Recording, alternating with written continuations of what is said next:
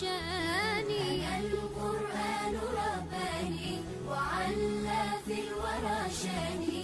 أنا القرآن أدبني. أنا القرآن نقاني. De cette sourate, Allah subhanahu wa ta'ala nous parle également وَمِن شَرِّ النَّفَّاثَاتِ فِي الْعُقَدِ.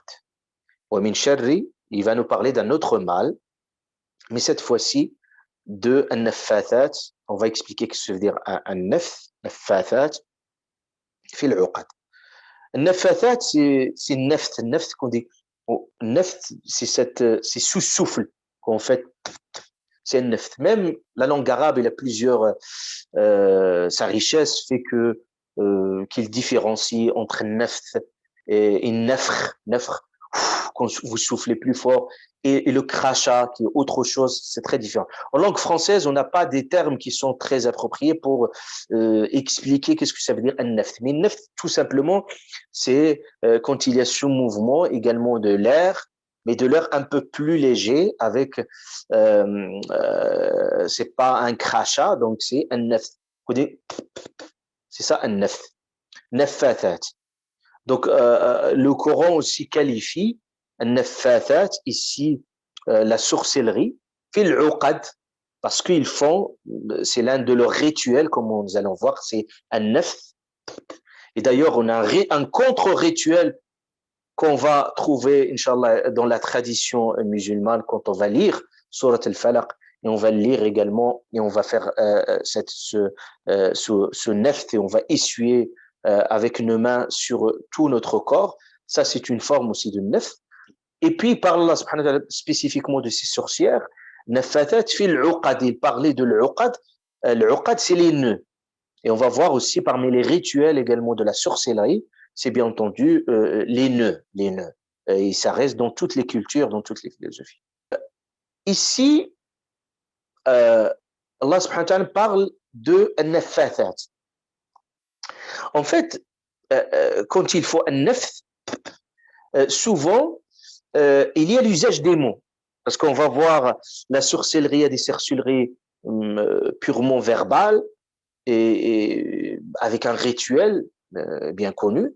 Et aussi, vous avez la sorcellerie qu'on utilise certains objets, et on va voir d'ailleurs que notre prophète bien-aimé sallallahu alayhi wa sallam aussi, il a été ensorcelé. On va voir cette histoire ici, qu'est-ce qu'elle représente. Mais souvent, quand on parle de la sorcellerie, il y a toujours le pouvoir des mots. Le pouvoir des mots. Et c'est pour cette raison-là, on a le pouvoir des mots à travers Surat al-Falaq. C'est-à-dire, on a un pouvoir des mots parce qu'Allah subhanahu wa ta'ala qui a parlé avec ces mots justes et que c'est une forme de protection. C'est-à-dire qu'on va contrecarrer ce pouvoir de neuf de la sorcellerie avec un autre pouvoir de Al-Qur'an al-Karim pour contrecarrer ça. Donc, il y a le pouvoir des mots. Il y a le pouvoir de l'esprit qui habite. On a ici un esprit d'Allah, du Coran, et vous avez un autre esprit satanique aussi dans certains mots. C'est pour ça qu'ils peuvent agir parfois, et surtout l'intention qu'il y ait derrière. L'intention, parce qu'on sait qu'il y a un pouvoir des mots, et le pouvoir de l'action, et le pouvoir de l'intention. L'intention qui est mise. C'est-à-dire que si tu as une intention mauvaise, qui est dangereuse, et qui parfois lui donne une forme de force, d'énergie négative. C'est ça le sens de sihr, pourquoi il agit. C'est justement parce qu'il y a une énergie négative aussi qui se déclenche. Et c'est pour ça, pour le contrecarrer avec une autre force spirituelle, une autre énergie. C'est-à-dire, il suffit pas de dire « Qul a'udhu bi rabbil falaq ». Non, il faut qu'il y ait une forme de conviction et de force. Pourquoi on parle de la magie, la force des mots? Parce qu'on peut dire comment des mots peuvent agir. Oui, il y a la force des mots. D'ailleurs, même, on disait, les Arabes disaient « Inna min al-bayan ila sihra ». Ils disaient, en fait, la rhétorique, c'est une magie. On parle même de la magie des mots. Parce que le mot sahir aussi, c'est pour ça qu'on a traité le processus de sahir, parce qu'il y avait la magie, parce qu'il maniait le verbe, sallallahu alayhi wa sallam, c'est-à-dire, Allah subhanahu wa ta'ala a dit « Jawami al-kalim » au sens quand il parlait, et il y avait une force qui se dégageait de son discours. C'est pour ça qu'on l'a traité de magicien au sens qu'il manie les mots. C'est pas au sens de la magie dont on connaît. Donc, on va voir que au final, le Coran, quand il parle de sihr, et surtout, vous pouvez revenir particulièrement dans cette histoire de Sayyidina Moussa, alayhi salam, avec les magiciens. Et vous voyez pourquoi Allah subhanahu wa ta'ala a donné cette mu'jiza. Parce qu'on va voir la différence entre la sorcellerie, la manipulation et entre le mu'jiza. Le mu'jiza, ici, un miracle. Un miracle, oui, il agit sur les objets. Il agit réellement sur les choses. Par contre, as-sihr, c'est une forme de manipulation mentale, c'est-à-dire tout est imaginaire. Par exemple, vous voyez quelqu'un qui sont parfois, il y a certaines formes de sihr pour provoquer une forme de répugnance ou forme de rejet entre l'homme et son mari. Et puis, parfois, vous trouvez la personne qui dit que j'entends, c'est-à-dire, je sens une odeur qui est puante, qui est gravissime, mais s'il y a une personne de l'extérieur qui vient, il sent rien. Et vous voyez quelqu'un, il se dit, moi, je vois des choses, mais en réalité, il n'y a que lui qui voit ça. Donc, en fait, contrairement à ce qu'il a fait, par exemple, Sayyidina Moussa alayhi salam avec son bâton, et il a avalé, c'est-à-dire son bâton, il s'est transformé en thu'ban mubin, c'est-à-dire un serpent qui a avalé tous les autres serpents. Ça, c'est du vrai, c'est du réel.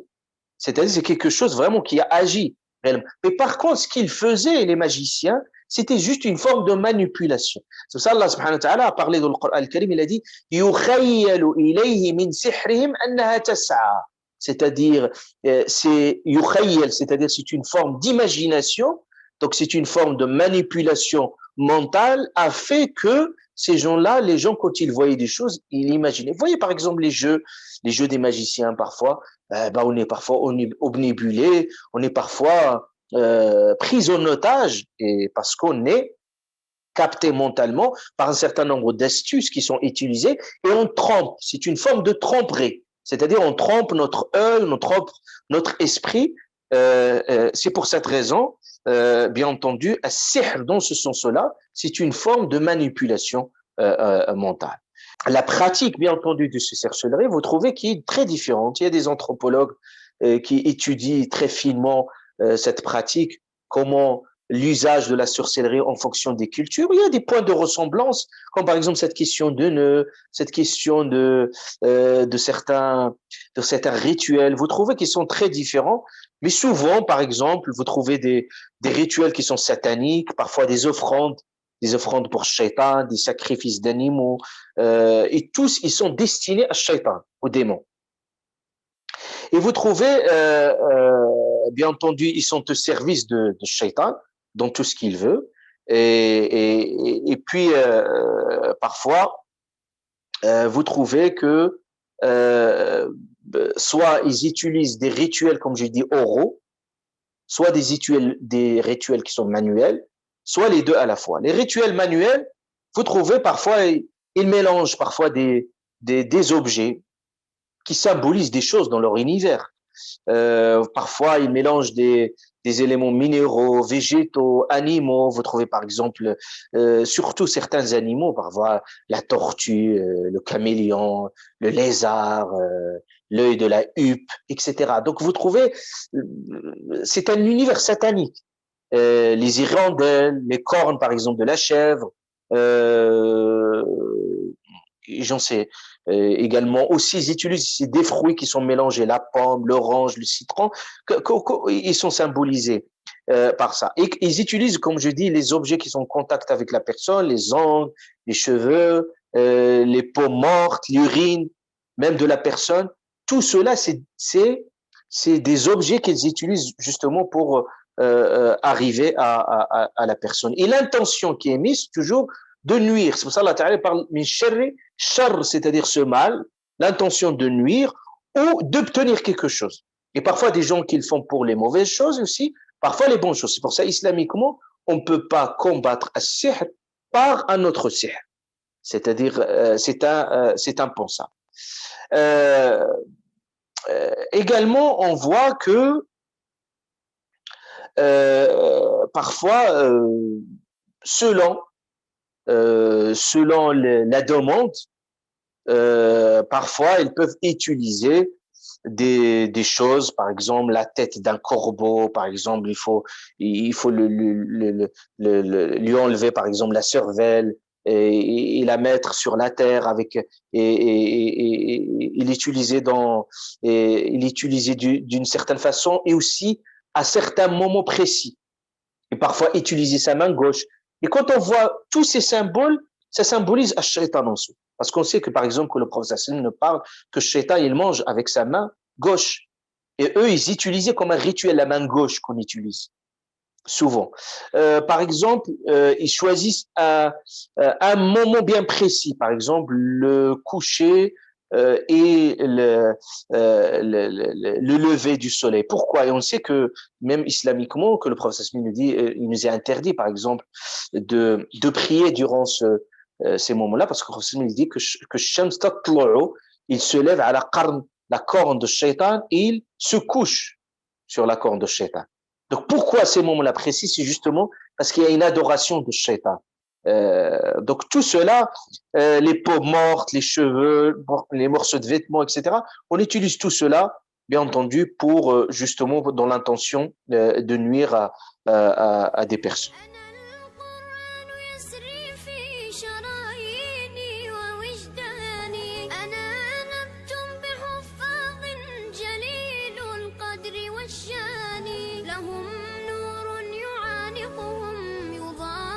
شمس أزمان